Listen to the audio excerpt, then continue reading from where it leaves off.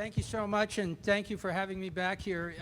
It's always an honor and a privilege to be part of this panel, but it's always really hard to go after Chris talks because he's such an inspirational and great speaker and talking about sort of what the future does. So we'll try our best to elaborate on some of the points that Chris made and be able to do that.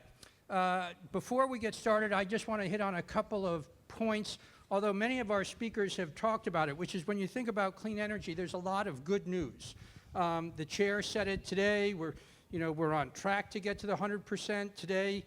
I think maybe right now the state is being powered on 100% clean energy. For those of you wonks that look at the KISO app, you'll tell me if I'm wrong, but I'm probably pretty close.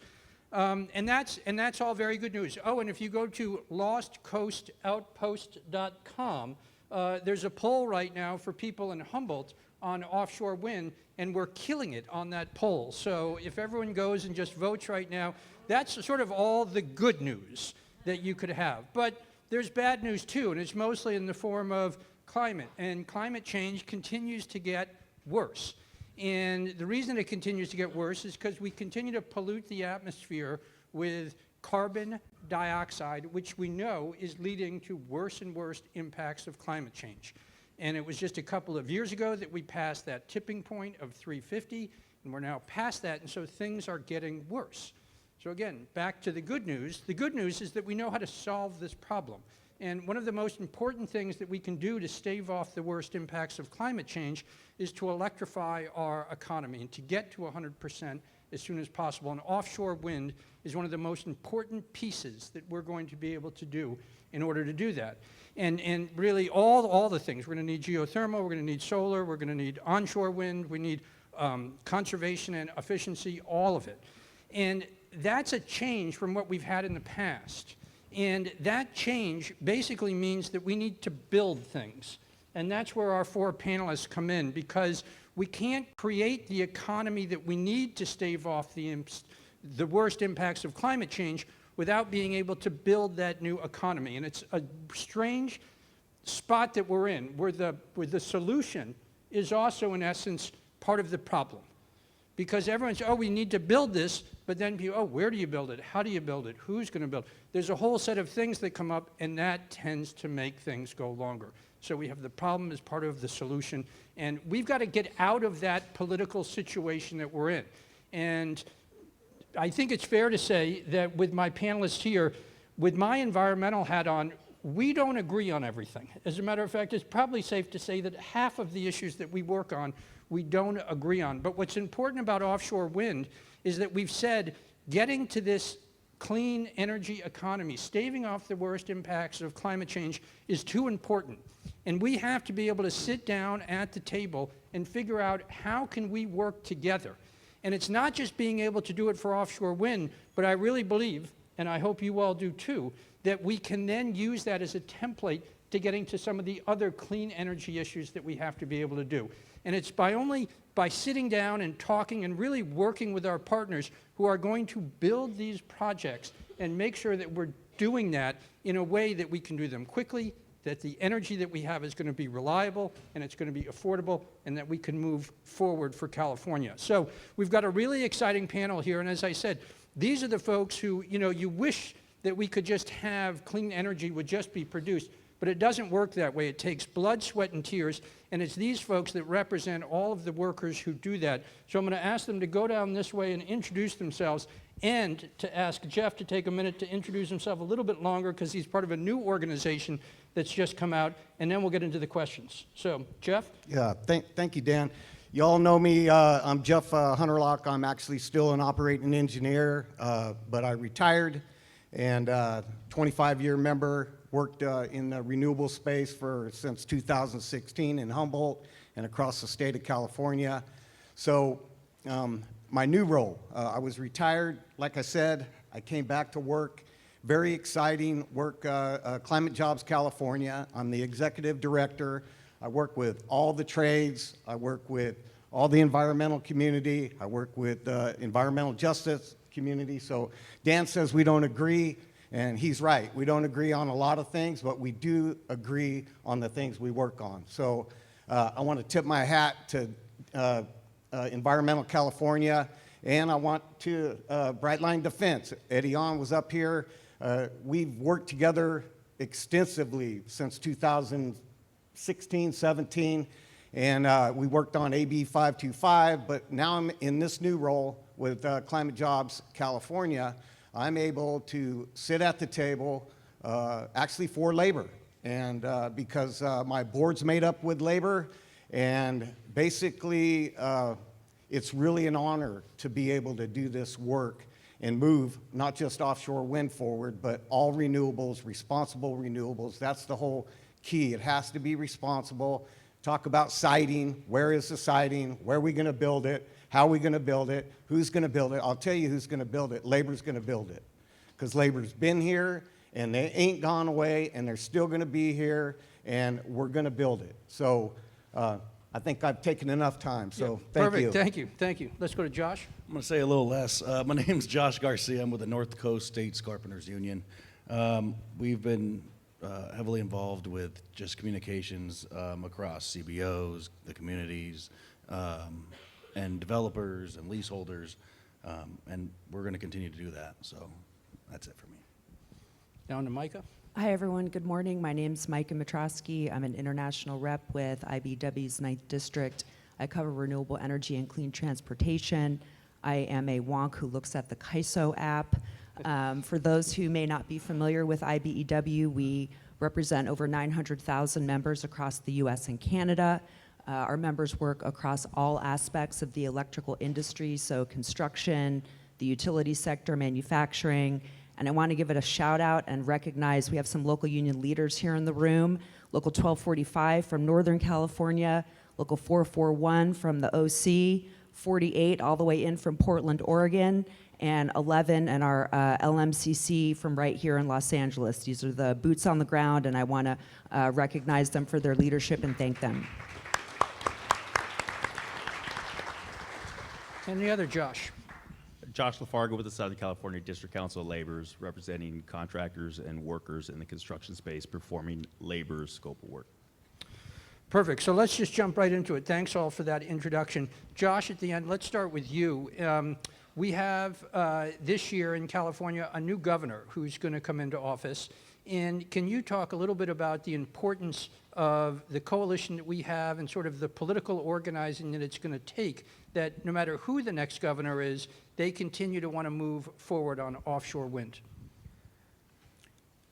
Yeah, look, I mean, at the end of the day, everything comes down to politics. Everything comes down to education and advocacy. I think it's important that everybody maintains the strong coalition that we've built to this day to have preemptive conversations, you know, even now, before any of the candidates assume office, once they assume office. But it's not just the governor.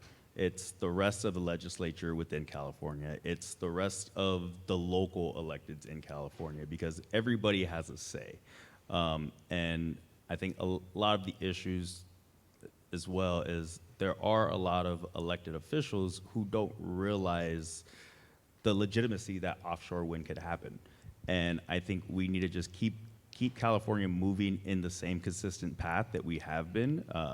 You know, there were some hiccups federally, but you know, the federal politics changes too. And I think at the end of the day, the governor, whoever that is, needs to know that offshore wind is a necessity, not just for climate change, but for industry and you know, power in a general sense. I also believe the next governor, they will see that labor coming together for this, and everyone else coming for the offshore wind industry, that it needs to happen. Right? It's what California wants, and the next governor, whether anyone, you know, red, blue, whoever, it doesn't matter, it's needed here, and they're going to see this front of labor coming, and it's what the communities want. So. And I'll also comment, offshore wind is a big priority for the IBW in California. We've done a lot of advocacy at the state level. The recent Trump administration lease buyout, we are obviously opposed to that. We're really happy to see the CEC open up that investigation into that Golden State Wind buyout. Adam Stern, I know, has been great about reaching out with updates and joint collaboration opportunities, and we'll be carrying this advocacy forward into the next administration as well as with our state legislature. Great. Thank you all for that. Jeff, I've noticed that one of the things that's really been powerful about the coalition that we've built and about the offshore wind organizing that we've done is that it's sort of, while it happens in Sacramento, it's also happening locally. And in particular, it's been happening locally up in Humboldt, thanks to your leadership for really over 10 years. It's a little newer down in the Central Coast where there's groups that are getting together, labor, environmental justice, environmental groups, local elected officials are sort of coming together. And now, I think for the first time, at lunch, we'll have a group of people from Long Beach who will be saying the same thing. And it's this idea of communities saying yes to wind. And on the East Coast, this has really been one of the issues that has stymied the offshore wind development. It has gone slower because there's been a lot of local opposition that has come in from offshore, to offshore wind, saying, oh, well, we don't know. There's been a bunch of whale deaths, which is proven to be completely false. As an organizer and someone who really helped to form that up in Humboldt, what are some of the important lessons that labor contributes to making sure that that local organizing is really done well? And I'll ask the question for everybody. Yeah, I would say that encourage the community up front. You have to bring the people in, you have to talk to them, you have to show them that we're doing a good thing. We have to have the environmental community there, we have to have the frontline community there, we have to have the labor unions there, we have to make sure that the community is involved from the very beginning. And it's hard to do because there's just folks out there that believe all the hype and the lies and the mistruths out there. So you have to get that information, bring it in, and make sure that you're able to explain it correctly and show them the science. And I know that at the table, it was a lot of work in Humboldt, and it's a lot of work in Morro Bay, and it's going to be a lot of work here in Long Beach area. But it has to happen because the people that don't want offshore wind, you have to flush it out. That's what we learned, is we had a bunch of people. We went from 3 of us to 75, 80, 100 people, and a good chunk of the folks that were on the coalition, they didn't want offshore wind in the first place. And I think speaking for the Central Coast, the same thing happens. It happens everywhere. So you have to have pro-offshore wind people. We have to be active about making sure that the coalitions we build are meaningful and a trust. We have to build trust. Yeah, I agree. Just having the coalitions, having town hall meetings, and hearing these gripes and complaints. I don't mean to say gripes, but hearing their problems that they have with the project, and squashing it with the means of education. Teaching them why it would be good for the local community, for jobs in the area. Yeah, just the full education, and everyone's involvement in that is the only way it's going to happen. So. And I would also say we have some great spaces for collaboration. It's really exciting to see the launch of California Climate Jobs. I want to congratulate Jeff, and I don't know if President Hannon is still here in the room, but thank you to the leadership of the state building trades and everyone who contributed to getting that off the ground. I know this is really going to help strengthen our advocacy efforts and partnership efforts. Also, Blue Green Alliance California, it has a monthly forum where we can meet with environmental partners and others and talk through different perspectives and ways that we can work together. And then Offshore Wind Now is another area where we can engage and communicate. So it feels like with the growth of offshore wind and the outlook, there are a lot of collaboration and communication points, as well as the on-the-ground regional organizations that our locals are involved with, which is exciting because we know it's going to take all of us collaborating and working together to see this industry move forward, create union jobs, and deliver those community benefits. Just sticking with the theme, conversations, and often it's uncomfortable conversations too. I tell people all the time, and I preach this, that you have to have conversations with opposing thought and actually listen to those conversations and try to understand their perspectives.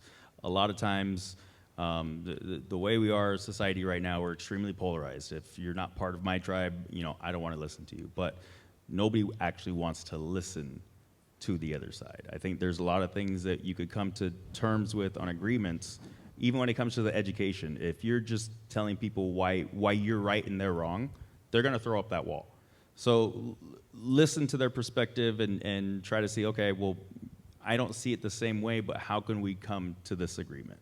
How can we build that coalition together, even though, it may not be 100% the way I want, it may not be 100% the way you want, but it's for the common good, right? We can't let perfection get in the way of progress. That's what I say all the time. I'm actually really inspired to hear all of that because it's, especially what you're saying there at the end, Josh, is it's never really easy to, especially, if you're a small individual or a community group and you might have questions about offshore wind and sort of you don't know what to do. And sometimes the easiest thing is just to say no. And so what I really applaud is not only you guys saying, this is what labor has to do, but also those community groups starting to reach out in their communities and say, hey, wait a second, we've got some real questions here. That doesn't mean that we're against this, but it means we want to make sure that this is done in a way that is going to really provide the best benefit, not only for the community, but for the environment, for labor, for the future of California. Yeah, and a lot of times when we have those conversations with community, they realize how entrenched we are and our members are in the community as the community, right? We provide opportunities for their family members to not just go to work, but build lifelong careers that they end up having benefits and retirement out of, which, nowadays it's honestly few and far between. Yeah, no, I think that's a really good point. And, it sort of leads into that next question. And Josh, this was one of the issues that you and I were talking about, which is, sort of training. And obviously this is a new industry, and Chris Hannon made the point of really making sure that training is so important because people need to come home at the end of the day, and they need to come home, safely. And that's got to be critically important. So I was wondering if you could talk about sort of two things here, or start us off. But really the first is, when you think about offshore wind training, what are you guys thinking about? And then the next question is sort of, what are the skills or ways that we can move from sort of a fossil fuel-based economy to a offshore wind or clean energy economy? Are there some skills that you think are really transferable that we should be able to accelerate and to help move people into these new clean energy industries? Absolutely. They're kind of almost one and the same, right? Those two questions. So power generative equipment and generative projects like geothermal and stuff like that, there's turbines involved, wind turbines either on land or offshore. That's work that's already being completed and trained in, and the job-specific things that we're going to need for offshore wind, GWO training, stuff like that. We're already in conversations with the East Coast. All the trades, I believe, are just kind of tracking the what kind of mishaps they've had and kind of getting ahead of them. But as we continue on, there's not really an issue with just being able to take on that work. We hear our contractors who are doing the work too, and hear the problems that they have out there. Right, we do collaborative training for pile driving with the Operators Union in Rancho Murieta in Northern California.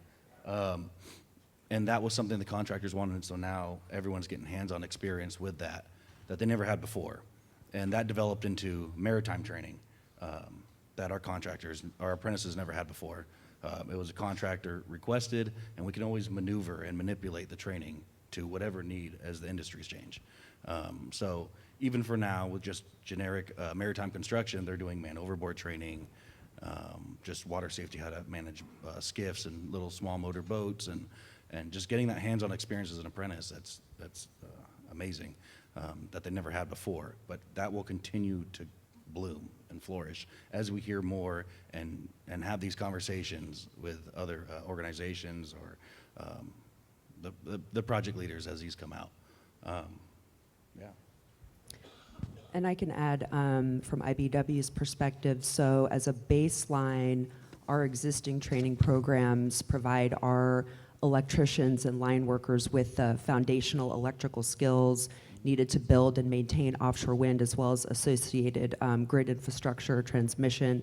So we have roughly 300 training centers throughout the U.S. that we operate along with our industry partners. We do know there will be additional certs and skills related to working in the water, so Global Wind Organization, the GWO cert, helicopter underwater escape training, or HUIT. We know this will be required in some cases, similar to projects on the East Coast. Something that we did last fall, we had a delegation of about 10 California local union leaders. Myself and a coworker went out to Massachusetts. We were hosted by our local unions there. We did a boat trip out to Vineyard Wind and saw it under construction. We heard from IBEW members, contractors, and developers working on the project. We toured a GWO training facility at a local community college. So we brought back lots of info. There's been some great ongoing communication. At the national level, our Electrical Training Alliance is evaluating our standard curriculum to see how it compares with GWO, so where are the overlaps, where are the gaps. And then the other thing that I'll mention is our Local 3 in New York is actually investing in and building their own GWO training facility. So we know we'll have a lot of lessons learned there too, and a lot of information, that we can draw on as we evaluate which strategies we want to use here on the West Coast. Yeah, I would just argue when it comes to training that in construction, a lot of our skills are interchangeable. So regardless of what new or emerging industry that may be, I mean, you look at the fossil fuel industry going to hydrogen. A pipe's a pipe at the end of the day. We train how to do all the assembly and do everything safely. What may change is the engineering aspect of it. So, our men and women are mobile, and to Josh's point, and also Micah, we're a labor management training program. So we come together with our contractors and our developers to create new curriculum as needed.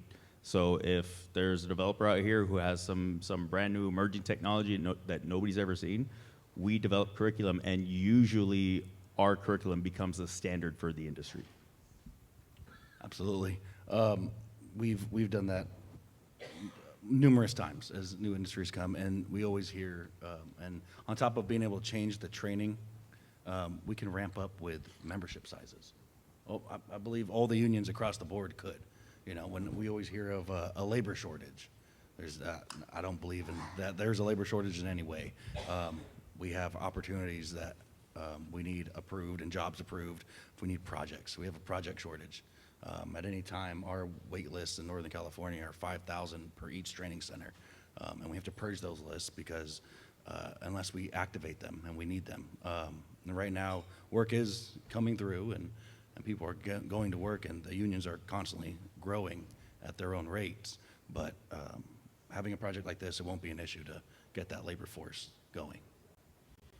Yeah, I would like to just add that, there's 14 affiliated trades at the California State Building Trades, and they all have training programs. I mean, every one of them have a training program, and Josh is absolutely right. The training is no Which problem. Josh? We have He said, which Josh?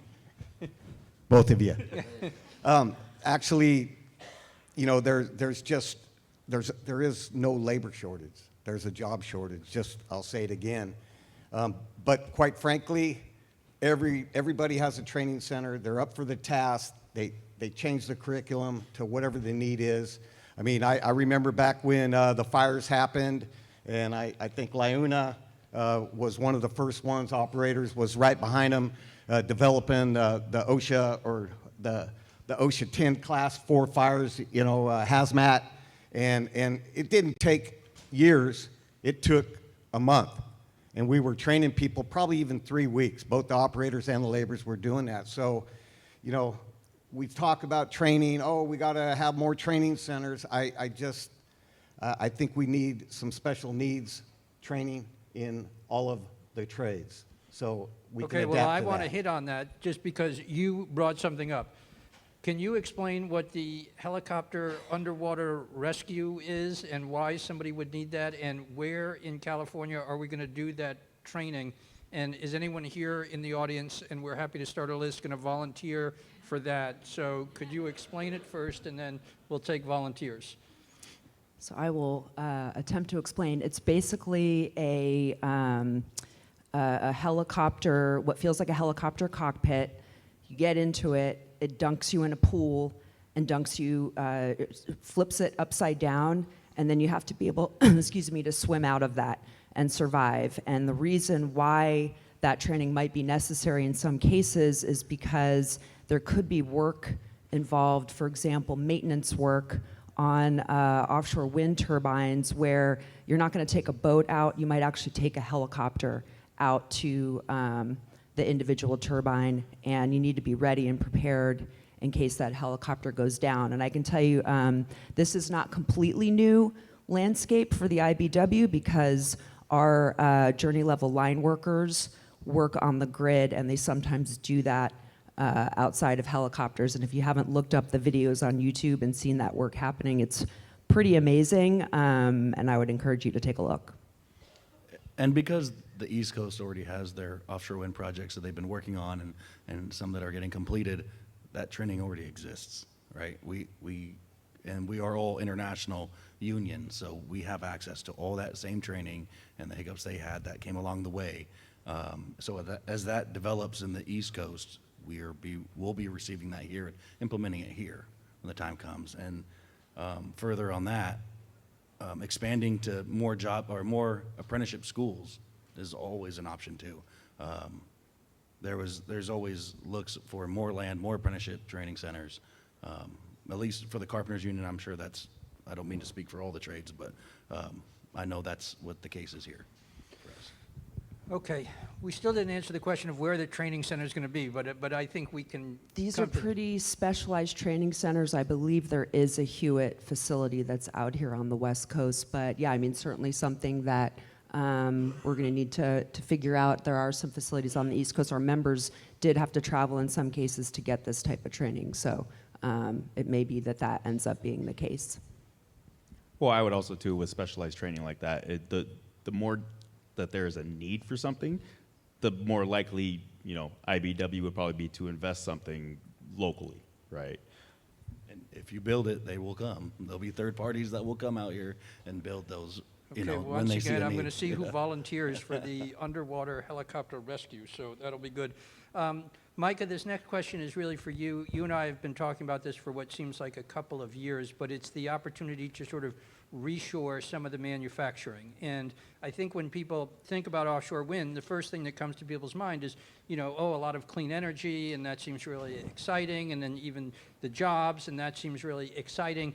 But in the reports that we've seen on offshore wind, really the real job benefit comes when we figure out how to manufacture the parts for offshore wind here in the United States in general, but here in California in particular. So I was wondering if you could talk a little bit about that and sort of the importance that you see and what really needs to happen here in California over the next couple of years to make sure that, we're not only going to build these facilities, but they're going to be built from materials that are made here.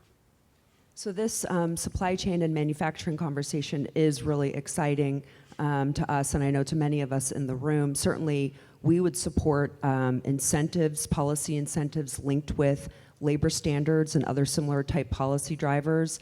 I know you all are pretty familiar with the IBW's work in construction.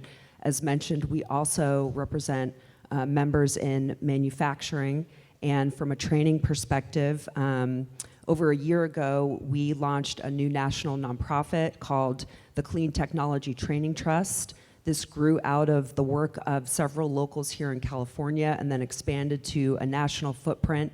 It's a new joint labor management trust that is spearheading skilled training and apprenticeships for workers in manufacturing and other sectors. We're drawing on our expertise from our construction apprenticeships and bringing those best practices over to the manufacturing sector. And so for any manufacturers, component suppliers who are looking to locate here and produce components domestically, Not only do they have the peace of mind knowing that you have a skilled and trained construction workforce to build your facilities, now through this new Clean Technology Training Trust, you'll also have a partner to develop the skilled talent pipeline for a manufacturing workforce. Now, just to go along with Micah, I think, and back to politically, you have to incentivize it. I mean, I think at the end of the day, it's cost point for a lot of developers, for a lot of manufacturers, and in order to really bring it back and to bring it back effectively, we have to figure out some incentive, rather than penalizing, incentivize. What kind of incentives do we need? That's for smarter people than me to figure out, Dan. I mean, I think we can look at some of the other clean technology sectors that the state of California has incentivized and see if there are some lessons learned that we can draw there to help bring manufacturing and component supply facilities to the state. Well, and so another one of my hats that I wear is I sit on the California Film Commission, and what we do there is incentivizing for the film tax credit to bring filming back to California. And that's one of the only incentives that I know of that the recipients of the incentive get the incentives after they film, right? So it's not a preemptive incentive. It's a, hey, this is what we did to actually help the economy locally, and then they get the incentive. So something like that I think would be enticing, but it has to be something, right?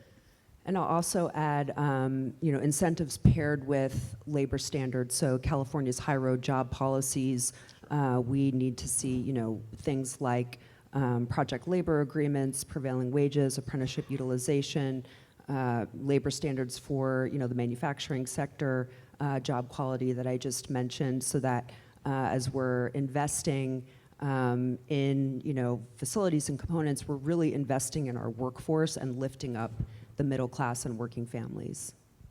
And hiring, hiring the local communities on top of that. That's how you welcome that building locally, is hire locally.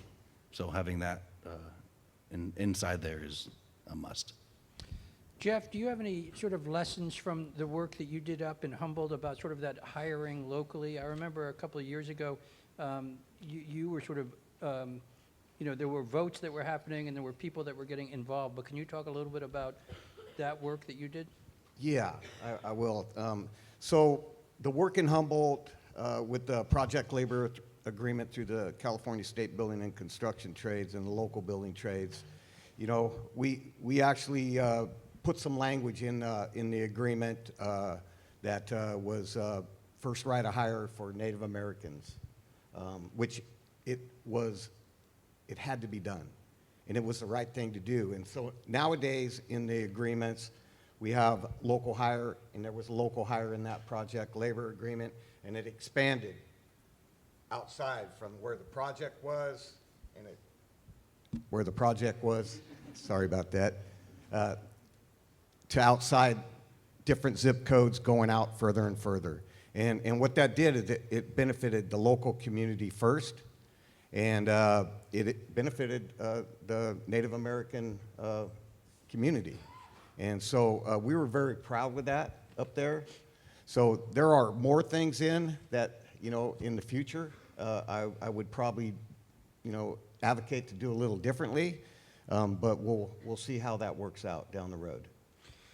Perfect. Well, we've only got a couple minutes left, and I think we might be standing between people and lunch, so we should try to be judicious with our time, but maybe we'll just go through and we'll start down with Josh at the end and then just work our way here. But maybe two questions just to sort of sum things up on. The first is, we've been talking a lot about sort of benefiting the community, but it'd be good to get your thoughts just on sort of how your work is really out there in the community and helping with that. And then two is, what are you most looking forward to as we come into the end of 2026 and we're here next year for 2027? What are the accomplishments that you want to be able to say, we did this?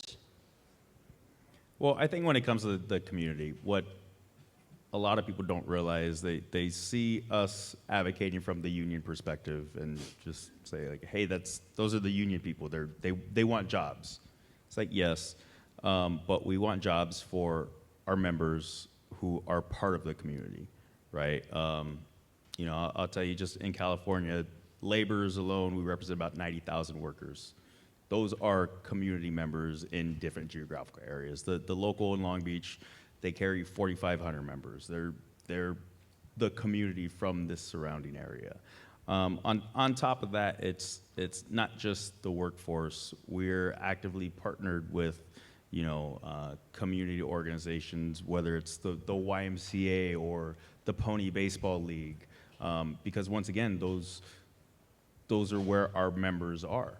You know, our members are the ones that are involved in coaching the soccer games or working out at the gym or, you know, whatever it may be. So I think that's really the community aspect. I think most people forget that our members are the community. And whether that's the building and construction trades, whether that's the longshore workers, whether that's any other labor force out there, and that's what I really want to resonate with everybody. As far as accomplishments, I just want to say we moved the needle. You know, we moved the needle. We're one step closer, and let's get her done. Yeah, I agree with our members of the community theme. We recruit also from local high schools, veterans organizations. We have pre-apprenticeship programs. We're always looking to build our apprenticeship pipeline and create that next generation of electricians and line workers and do outreach and be able to create local unions that are as diverse and inclusive as the local community. And we have locals up and down the state of California, some of them representing, you know, just one county. So hyper-local, hyper-community. I would say in terms of accomplishments, when we are gathered again here in this room, to be able to look back and know that we did everything that we could to keep our existing leases intact, I think would be a great accomplishment looking out through 2026. And again, agreeance with the hiring of local communities and that recruitment. I've expressed that in my time up in Humboldt. In that area, we do not have a number like 4,500 of members in Humboldt County, but I'd love to be there and recruit. That was my big number one goal, I would say, when I'd go up there and I'd talk to these different groups or even talking to high schoolers and stuff. I'd love to recruit in that area to make those people members and start their lives off and build these careers. Now that maybe that's not an end of 2026 goal, but that's a big goal of mine, is to make sure that we can get this funding for the ports, to get these projects approved and all the way through, see them all the way through, so we can start recruiting. So. Yeah, thank you for the question. So the beginning of 26, opening up this new venue with Climate Jobs California, very, very happy that it's able to happen. So I want to fast forward to the things we want to accomplish, because we do want to accomplish a lot, and we want to move offshore wind forward. We want to move the needle. We want to be like, hey, excited about offshore wind, and we want you to be too.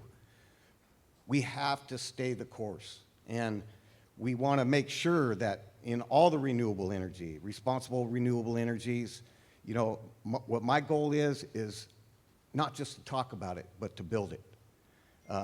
Being able to build it, that puts the members to work, that puts local community to work, that puts money in the pockets of local communities. So to me, that's like the accomplishment that would fulfill my life. And I think that it's going to happen.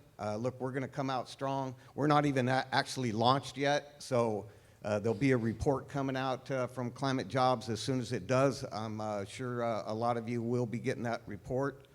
But we want to make sure that we move the needle forward in all renewable energies.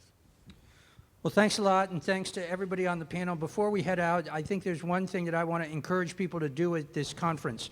You know, you can come to a conference and you can sort of hang out with the people that you know. And I've noticed that at many of the tables, we're sort of sitting with people that we already know. And what I would encourage is for lunch and for over the next couple of hours, sit with people that you don't know, reach out to some of the labor folks that are here, and I know that Micah called them out, and start to have these conversations, both at the local and for all the folks who are here. This kind of engagement is exactly what we're going to need in order to go forward, so that when we are ready, we can accelerate as fast as the speed of trust allows us to. And it's these kinds of communications and this kind of open and respectful dialogue that will allow us to do it. So if these guys will stand, I'd like to give them a round of applause, and thank you all very much.